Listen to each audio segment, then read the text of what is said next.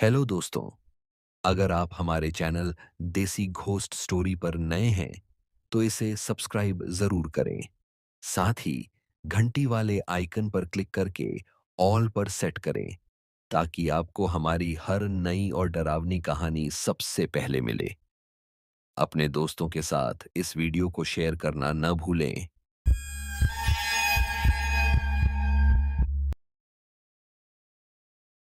दिल्ली के इस घर में कुछ अजीब होता है। रात होते ही दीवारों से चीखें आती हैं। कभी किसी के रोने की, कभी किसी के जलने की गंध फैल जाती है।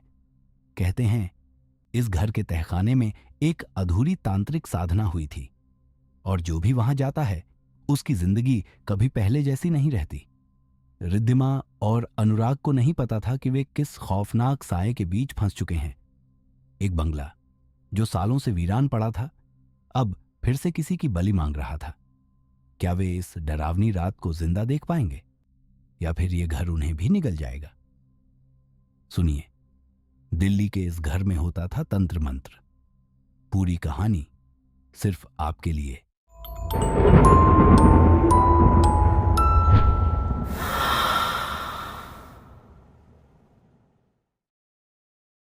साल 2022।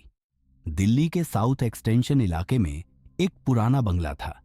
दिखने में खूबसूरत, लेकिन जमाने से वीरान पड़ा था। कोई वहां ज्यादा दिन नहीं टिकता था।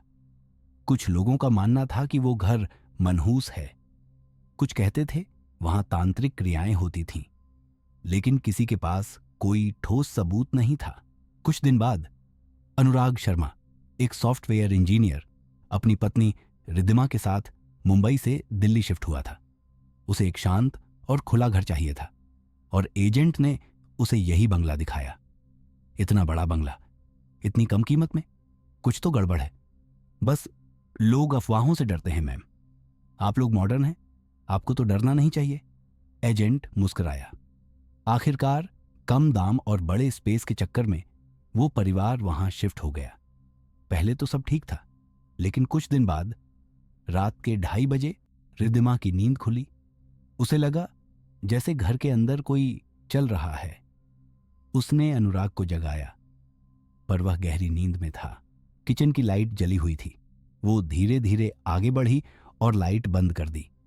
तभी पीछे से ठंडी हवा का झोंका महसूस हुआ, जैसे कोई कान के पास सांस ले रहा हो। वो पलटी, कोई नहीं था।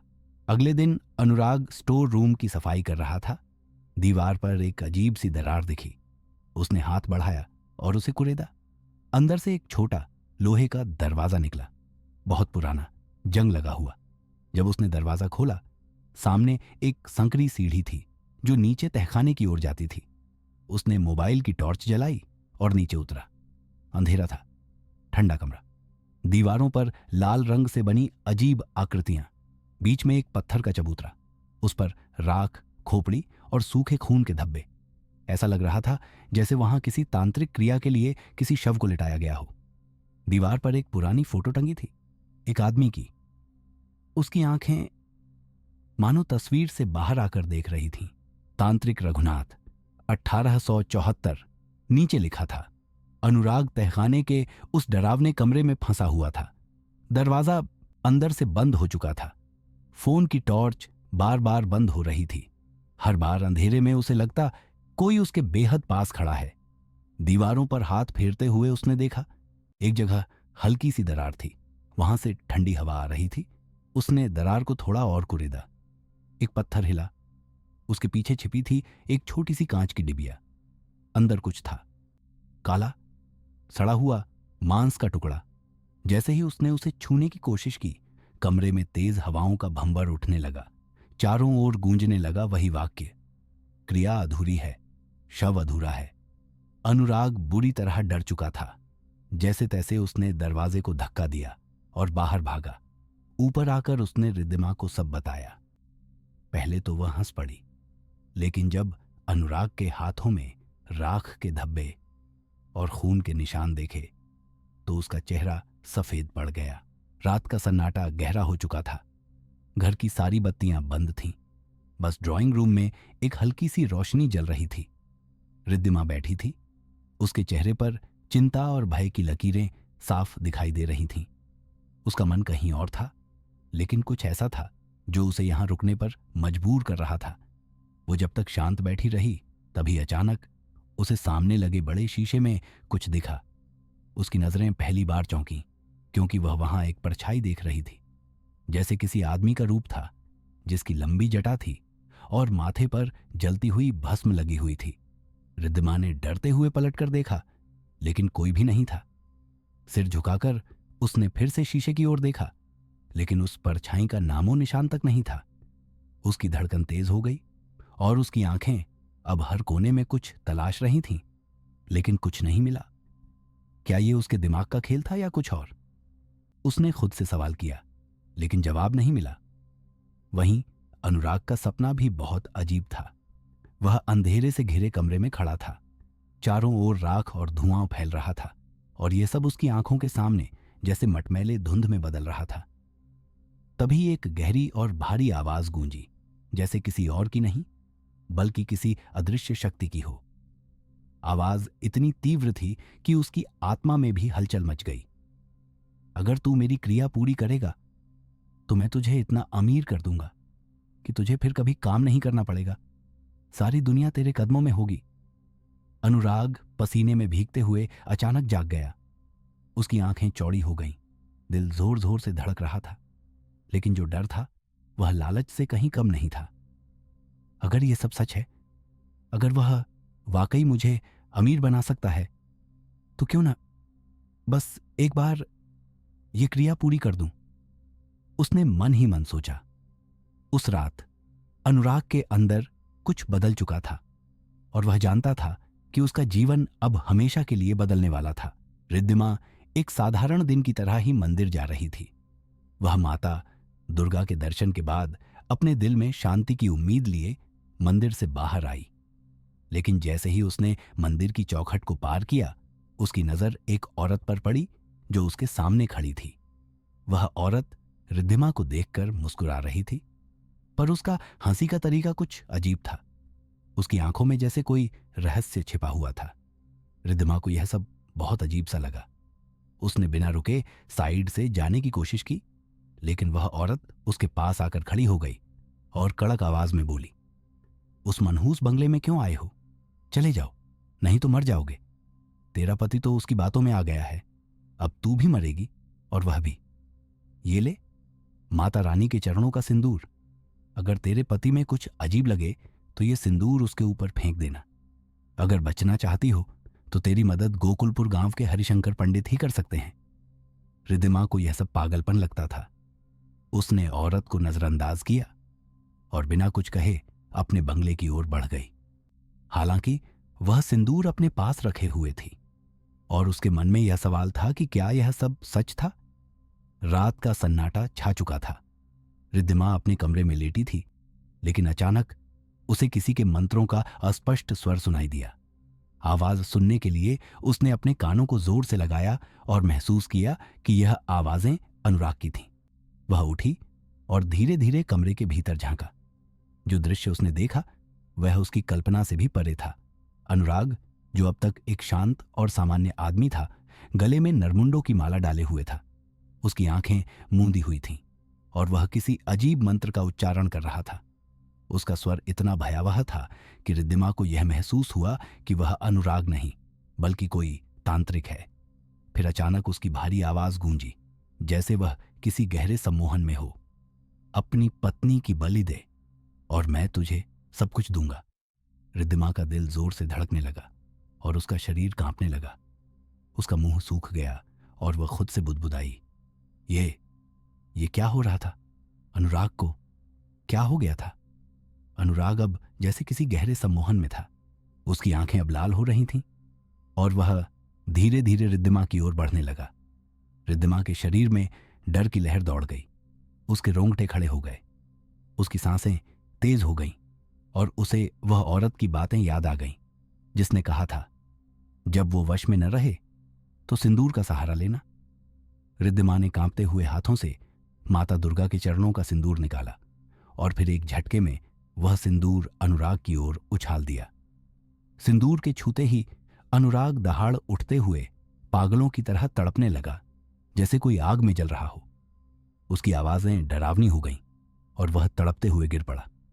रिद्धिमा ने बिना किसी देर किए दरवाजा खोला और पूरी तरह से डर से कांपते हुए अंधेरी रात में बाहर भाग गई।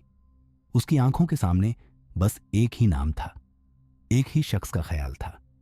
वह था हरिशंकर पंडित, जिसके बारे में उस औरत ने बताया था। रिद्धिमा ने स्कूटी स्टार्ट की और एक गहरी सांस ली। दिल्ली की भीड़ भाड़ से निकलते ही जैसे ही वह वीरान सड़कों पर पहुंची, एक अजीब सा डर उसके दिल में घर करने लगा। सड़कें अंधकार में डूबी हुई थीं, इक्का दुक्का स्ट्रीट लाइट्स टिमटिमा रही थीं और दूर कहीं कुत्तों की भौंकने की आवाज आ रही थी।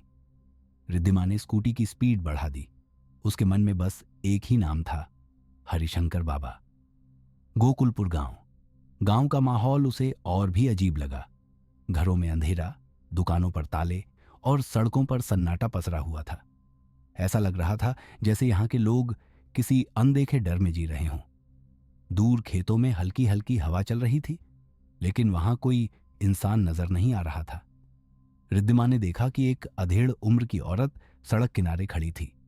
वह उसके पास गई और धीरे से पूछा, हरिशंकर बाबा का घर? औरत ने बिना कोई जवाब दिए बस पीपल के पेड़ की ओर इशारा कर दिया। रिद्धिमा ने उस दिशा में देखा। घने पीपल के नीचे एक पुरानी झोंपड़ी बनी हुई थी। झोंपड़ी के भीतर हल्की रोशनी थी और अगरबत्तियों की तेज महक बाहर तक आ रही थी। रिद्धिमा ने झोंपड़ी के दरवाजे को हल्के से धक्का दिया और अंदर कदम रखा। दीवारों पर तंत्र यंत्र लटके हुए थे, कुछ रहस्यमयी प्रतीकों से भरे कागज, और कोने में जलती हुई दिए की लौ झपक रही थी। एक किनारे लाल कपड़े पहने, लकड़ी की माला गले में डाले, कोई आंखें बंद की बैठा था। हरिशंकर बाबा। रिद्धिमा ने धीरे से कहा, बाबा, मैं बंगले से आई हूं। अनुराग को रघुनाथ ने। बाबा की आंखें एकदम से खुल गईं। उन्होंने जैसे ही बंगले का नाम सुना, उनके चेहरे पर चिंता की गहरी लकीरें उभर आईं। उन्होंने रिद्धिमा की ओर गहरी नजरों से देखा और कहा, तेरा चेहरा, तुझ पर उस तांत्रिक की छाया है बिटिया। रिद्धिमा सिहर उठी। बाबा ने गहरी सांस ली और धीरे से बोले, अब तू ही उसकी अधूरी साधना की कुंजी है। रिद्धिमा ने हैरानी से पूछा, बाबा, वो तांत्रिक कौन है और हमने उसका क्या बिगाड़ा?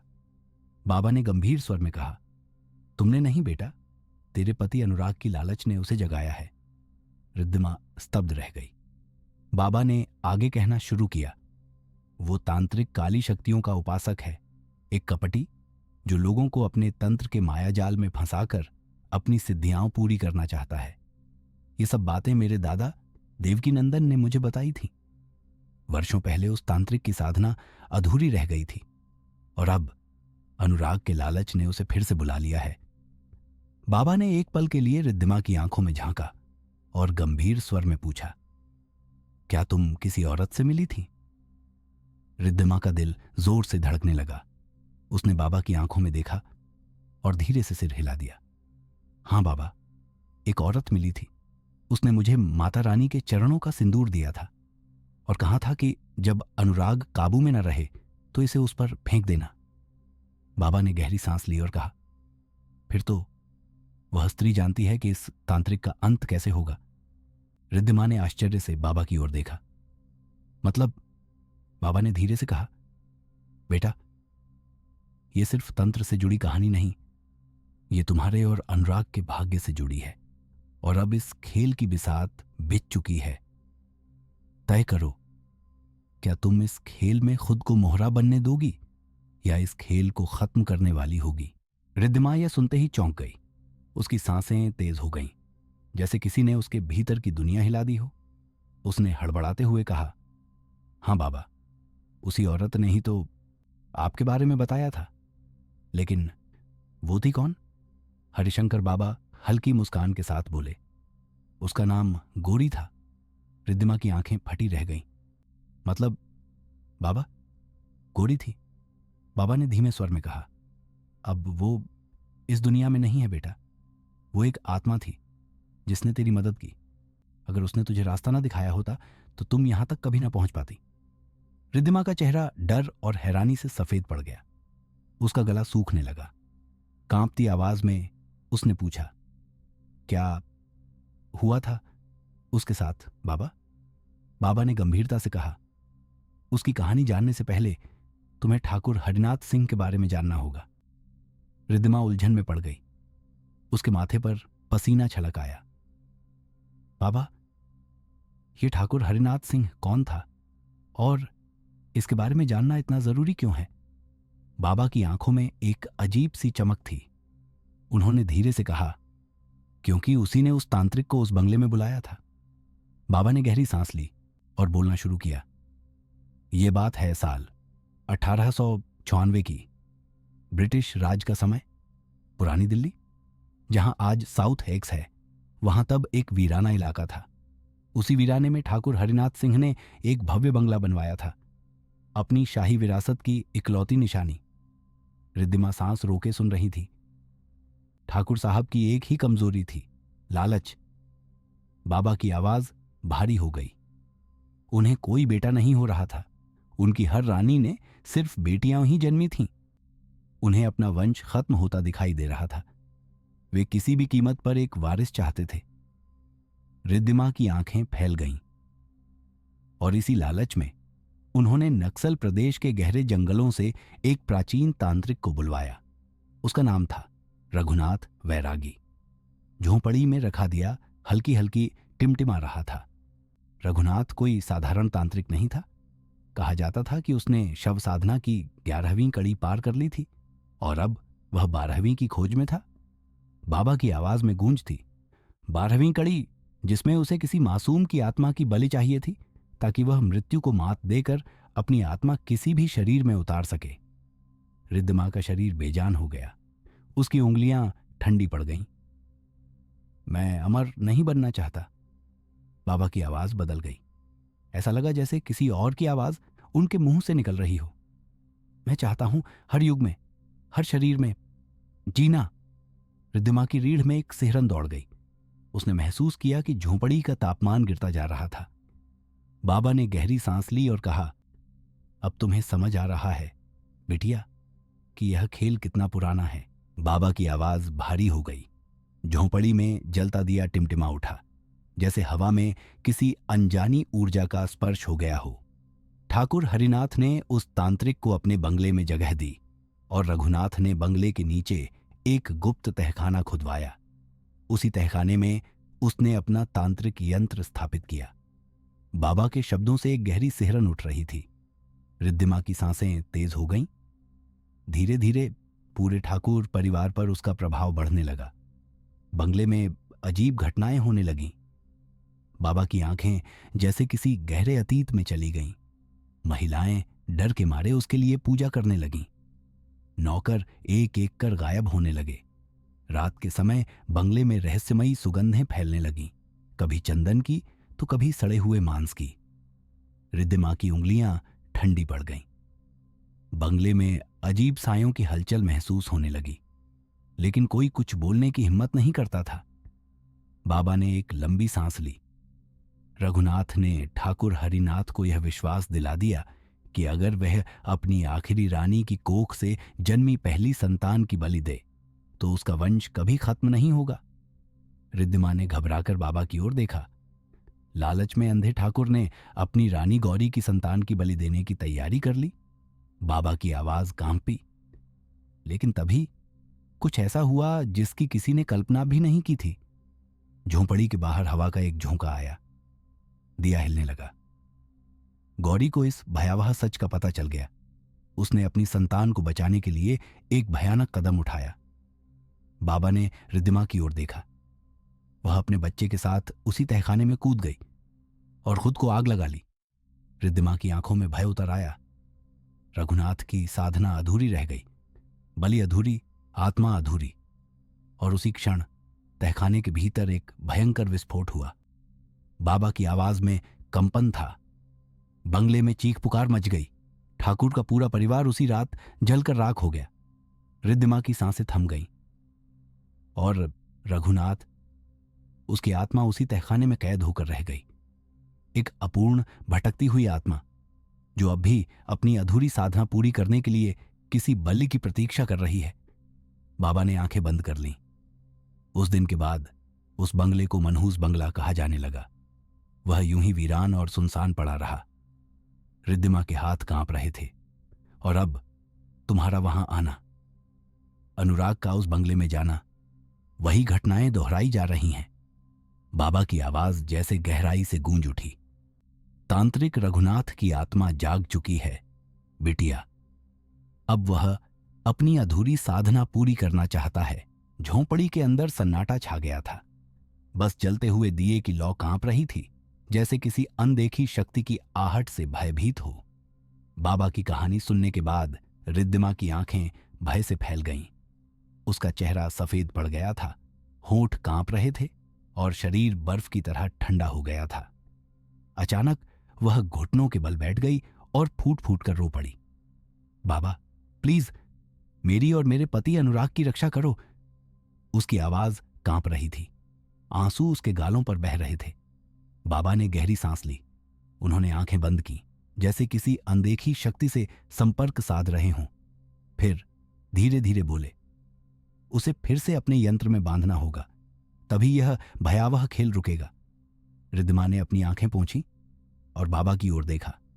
अब उसके चेहरे पर आंसू नहीं, बल्कि एक दृढ़ संकल्प था। अपने पति अनुराग की रक्षा के लिए मैं कुछ भी करूंगी बाबा। इतना सुनते ही बाबा अचानक खड़े हो गए। उनकी आंखों में एक अजीब सी चमक थी, जैसे किसी दिव्य शक्ति ने उन्हें जगा दिया हो। उन्होंने अपनी छड़ी जमीन पर पटकी और दोनों हाथ ऊपर उठाए। झोंपड़ी के अंदर की हवा भारी हो गई। दिया एक बार भड़क कर मंद पड़ गया। अब मेरी बात ध्यान से सुन रिद्धिमा, बहुत ध्यान से। बाबा की गूंजती हुई आवाज ने पूरे माहौल को गंभीर बना दिया था। रिद्धिमा ने सांस रोके उनकी ओर देखा। अब वह डर नहीं रही थी, बल्कि एक योद्धा की तरह तैयार हो रही थी। झोंपड़ी के भीतर की हवा भारी हो चुकी थी। बाबा हरिशंकर का स्वर गूंज रहा था, जैसे कोई प्राचीन ऋषि किसी रहस्य को उजागर कर रहा हो। उनके सामने रिद्धिमा स्तब्ध खड़ी थी। उसकी आंखों में भय और संकल्प दोनों थे। बाबा ने धीरे धीरे एक पुरानी चमड़े से मढ़ी पोथी खोली। उसके पीले पड़े पन्नों से धूल की हल्की परत उड़ी, मानो बरसों से बंद कोई राज आज बाहर आ रहा हो। ये यंत्र नहीं, एक तंत्र शक्तिपुंज है। इसे बनाना सिर्फ साधना नहीं, आत्मा की परीक्षा है। बाबा ने पोथी के पन्ने पलटे। काली स्याही से लिखे अक्षर मंत्रों की ऊर्जा से झिलमिला रहे थे। पोथी के शीर्ष पर लिखा था, श्री रक्षायंत्र तंत्र साधना संजीव सूत्र। रिद्धिमा ने कांपते हाथों से पोथी को छूने की कोशिश की, लेकिन बाबा ने उसे रोक दिया। पहले समझ, फिर साधना करना। बाबा ने 7 वस्तुएं गिनाई जो इस यंत्र के निर्माण के लिए आवश्यक थीं। 1. श्मशान की राख। ये राख जीव और मृत्यु के बीच की ऊर्जा होती है। इसे बिना किसी को बताए रात के तीसरे पहर श्मशान से लाना होगा। 2. पीपल के पत्तों से बना भस्म पत्र। पीपल के 7 पत्ते लेकर उन्हें जल में डुबोकर सुखाना होगा। इन पर मंत्र लिखकर इन्हें यंत्र की परिधि में सजाया जाएगा। 3. अग्नि सिंदूर। तांत्रिक सिंदूर जो तांबे और हल्दी से बनता है। इसे बाजार में नहीं पाया जा सकता। मैंने इसे अपनी ताम्रहांडी में तैयार किया है। इसमें मेरी बची हुई शक्ति है। 4. काले धागे से बंधा शंख। शंख जल की ऊर्जा का प्रतीक है। इसे जल समाधि से निकाला जाना चाहिए ताकि यह तंत्र में आध्यात्मिक सुरक्षा प्रदान कर सके। 5. रक्त की बूंद। बिना खून के कोई बलिदान पूर्ण नहीं होता। तुझे खुद अपनी उंगली की एक बूंद इस यंत्र पर चढ़ानी होगी। 6. चांदी की कील। तांत्रिक बंधन का प्रतीक। इसे बंगले के तहखाने की जमीन में गाड़ना होगा ताकि रघुनाथ की आत्मा उस बंधन से बाहर ना आ सके। 7. ब्रह्मास्त्र तंत्र मंत्र। यह एक अत्यंत प्राचीन श्लोक है जिसे सिर्फ गुरु शिष्य परंपरा में दिया जाता है। बाबा ने रिद्धिमा के माथे पर तिलक लगाया और आंखें बंद कर मंत्र उच्चारण करने लगे। वातावरण में कंपन होने लगा। झोंपड़ी की दीवारों पर पड़ी परछाइयां हिलने लगीं। अंत में बाबा ने लोहे की एक थाली निकाली। रक्षा यंत्र का चक्र। थाली पर 7 कोणों वाला एक चक्र उकेरा गया था। बाबा ने निर्देश दिया, हर कोण पर एक वस्तु रखनी होगी और बीच में खून की बूंद टपकानी होगी, फिर मंत्रोच्चारण करते हुए इसे तहखाने के केंद्र में स्थापित करना होगा। रिद्धिमा ने गहरी सांस ली। उसकी आंखों में अब कोई भय नहीं था, बस एक दृढ़ निश्चय। मैं तैयार हूं बाबा। बाबा ने हल्की मुस्कान के साथ कहा, अब तेरी परीक्षा शुरू होती है बेटी। रघुनाथ तुझे रोकने की हर कोशिश करेगा। बंगले के चारों ओर एक अजीब सी गूंज थी, कोई अनजानी ध्वनि, कोई अनदेखी शक्ति जो वहां हर ओर फैली थी। हवा में नमी थी, जैसे सदियों से बंद कोई तहखाना अपनी गहरी सांसें छोड़ रहा हो। रिद्धिमा ने एक ठंडी सांस भरी। उसके हाथों में लोहे की थाली थी जिसमें 7 वस्तुएं सजी थीं। श्मशान की राख, पीपल के पत्र, अग्नि सिंदूर, शंख, चांदी की कील, रक्त की बूंद और बाबा का दिया हुआ तंत्र मंत्र। उसकी उंगलियां कांप रही थीं, पर उसकी आंखों में दृढ़ निश्चय था। हर कदम के साथ हवेली की दीवारें हिलती हुई प्रतीत हो रही थीं। वहां से अस्पष्ट आवाजें आ रही थीं, कभी किसी स्त्री के रोने की, कभी किसी आदमी की घुटी घुटी चीखें, कभी कोई धीमी फुसफुसाहट। रिद्धिमा ने जैसे ही तहखाने की आखिरी सीढ़ी पर कदम रखा, वहां की दीवारों पर जले हुए हाथों के निशान उभरने लगे। घुप अंधेरे में एक रहस्यमयी आकृति चमक रही थी। चारों ओर मंत्रों की टूटी फूटी ध्वनियां गूंजने लगीं, जैसे कोई अनदेखी शक्ति रिद्धिमा के आने का इंतजार कर रही हो। तभी गहराती स्याही के बीच से एक गूंज उठी, तेरा इंतजार था रिद्धिमा। अब मैं मुक्त होऊंगा या तू भी बंध जाएगी। रिद्धिमा का पूरा शरीर सिहर उठा। उसकी पकड़ थाली पर और कस गई। यह उसकी अंतिम परीक्षा थी, या शायद उसकी अंतिम रात। रिद्धिमा ने कांपते हाथों से लोहे की थाली को नीचे रखा। उसकी सांसें तेज थीं, पर मन में कोई संशय नहीं था। उसने बाबा का दिया हुआ मंत्र पढ़ना शुरू किया। हर श्लोक के साथ एक वस्तु चक्र में रखी जाती। पहले श्मशान की राख बिखेरी। पूरा तहखाना घने धुएं से भर गया, जैसे अनगिनत आत्माएं वहां भटक रही हों। फिर पीपल पत्र रखे। जैसे ही पत्ते चक्र में रखे गए, तहखाने की दीवारों से रक्त टपकने लगा। अग्नि सिंदूर लगाया। चारों ओर लाल लपटें उठने लगीं, जैसे कोई अदृश्य शक्ति छटपटा रही हो। चांदी की कील उठाई और पूरे साहस के साथ तहखाने के बीचों बीच गाड़ दी। पूरा बंगला एक भूकंप की तरह कांप उठा। फिर शंख फूंका। 1 बार, 2 बार, 3 बार। चारों तरफ कंपन की लहरें दौड़ गईं। हवा गूंजने लगी और अंधकार पहले से कहीं ज्यादा गाढ़ा हो गया। अब सिर्फ एक चीज बची थी, रक्त की बूंद। रिद्धिमा ने अपने अंगूठे पर चाकू चलाया। गहरी लाल रक्त की एक बूंद धीरे धीरे यंत्र के केंद्र में गिरी। नहीं, तू नहीं कर सकती ये क्रिया पूरी। एक भयानक गूंजता हुआ तड़पता स्वर उठा। पूरे तहखाने में अंधेरा उमड़ पड़ा। दीवारों पर जलते हुए हाथों की छापें उभरने लगीं। रघुनाथ तड़प रहा था। रघुनाथ की आत्मा दहाड़ रही थी। बंगले की दीवारों से चीखें उठने लगीं। उसकी काली परछाई बीच चक्र में उतरने लगी। रिद्धिमा ने अपनी सारी शक्ति समेटी। उसने दोनों हाथ उठाए, आंखें बंद कीं और आखिरी मंत्र बोला। यंत्र से तीव्र प्रकाश निकला। रघुनाथ की आत्मा जैसे टुकड़ों में बट गई। हर टुकड़ा दीवारों, जमीन और छत में समा गया। नहीं, नहीं, उसकी अंतिम चीख हवा में घुल गई। एक जोरदार धमाका हुआ। तहखाने का मुख्य द्वार अपने आप बंद हो गया। सभी आवाजें शांत हो गईं। सुबह की पहली किरण बंगले की खिड़की से भीतर आई। हवा अब थमी हुई थी। कोई चीख नहीं, कोई फुसफुसाहट नहीं। रिद्धिमा थकी हुई थी, लेकिन उसके चेहरे पर एक हल्की मुस्कान थी। बंगला अब सील कर दिया गया था। अनुराग ठीक था, लेकिन वह सब कुछ भूल चुका था। रिद्धिमा ने वह यंत्र वापस हरिशंकर बाबा को सौंप दिया।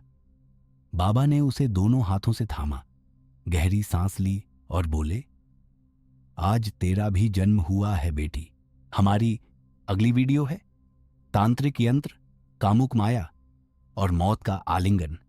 क्या आपने कभी किसी ऐसी शक्ति के बारे में सुना है जो आपके कानों में फुसफुसाती है, आपकी हर इच्छा पूरी करने का वादा करती है, लेकिन बदले में मांगती है आपकी आत्मा? एक बार आपने इसे बुला लिया, फिर कोई नहीं बच सकता, ना प्यार, ना परिवार और ना ही आप खुद। तैयार रहिए। अगली कहानी में हम खोलने जा रहे हैं कर्ण पिशाचिनी का वो रहस्य जो सदियों से छुपा है, लेकिन जिसे जानने की कीमत सिर्फ मौत है। बहुत जल्द। अगर आपके साथ भी कोई सच्ची डरावनी घटना घटी है तो आप अपनी स्टोरी वॉइस में रिकॉर्ड करके हमें ईमेल कर सकते हैं। आपकी कहानी को हम अपने चैनल पर फीचर कर सकते हैं। ईमेल आईडी आपको डिस्क्रिप्शन में मिल जाएगी। अगर आपको ये कहानी पसंद आई तो लाइक करें और ऐसी ही डरावनी कहानियों के लिए चैनल को सब्सक्राइब करना ना भूलें। अगर आपने भी कभी कुछ अजीब और डरावना अनुभव किया है तो हमें कमेंट में बताइए।